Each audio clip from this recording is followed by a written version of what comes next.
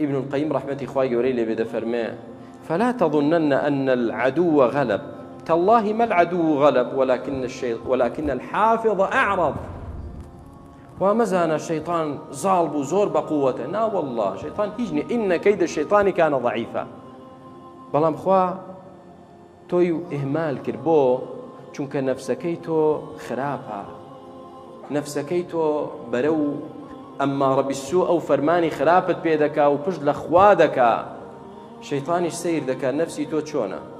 بۆچی عومەر ڕەزای خوای پەروەردگاری لێ بێت پێغەمبەری خوا عەلەیهی سڵاو وسەلەم فەرمووی هەیە یا ابن الخەطاب والله ما سلكت فجا إلا وسلك الشيطان فجا غير فجك.